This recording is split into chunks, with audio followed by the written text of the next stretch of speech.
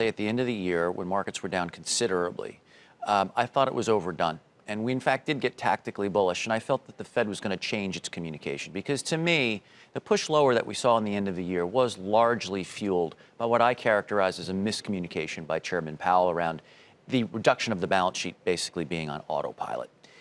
Soon thereafter, they reversed that communication strategy and talked about patience and flexibility. And now we find ourselves back up above 2,800 on the S&P, which is frankly the target that we proffered when we were near the lows. But I think most of the catalysts for the rally, frankly, Dom, they're now in the rearview mirror. And I am adopting a cautious stance once again. I think we're pricing in something of a Goldilocks. And I think the market's frankly overpricing that scenario given what we're seeing on the fundamental side when it comes to growth globally as well as in the U.S. Okay, so take us through this cautious thesis then.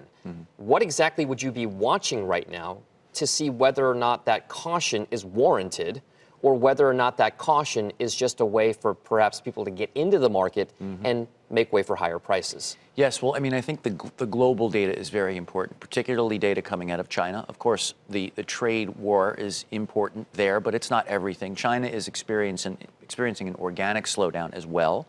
The numbers out of Europe are very, very important. There are a bunch of PMIs coming out later in the week that we'll be watching. And of course, we're looking at manufacturing and services in the United States. Factory orders were a bit weak. Empire was weak. And so we're seeing that deceleration in all the statistics that we look at when it comes to the fundamentals. The other thing, of course, we'll be looking at is the communication we get on Wednesday from the Fed around the balance sheet. All right, so speaking of the Fed, balance sheet is important. A lot of folks out there, including guests prior on this show, have indicated that they will be watching the dot plots very closely. That is to say, the Federal Reserve Board's member projections for where interest rate policy is headed.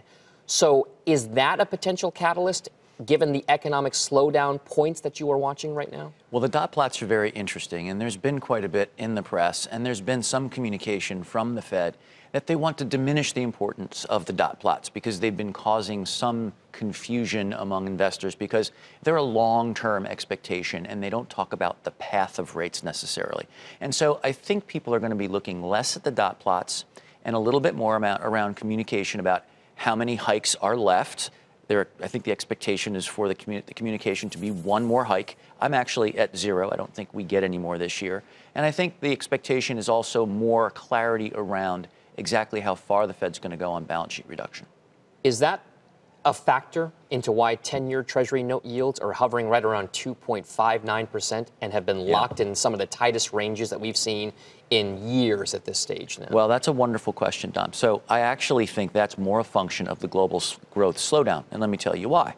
Long rates in Europe, especially the Bund, which is the 10-year German bond, are at 9 basis points, give or take. 10-year JGBs are negative now, which is below the management target, and that's anchoring the long end of our curve.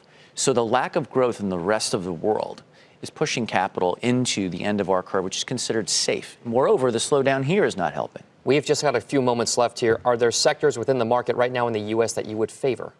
Well, you know, I've been a fan of energy and continue to be a fan of energy. I do think oil will continue to rise and rally, and so large cap energy companies have been on my sector to like.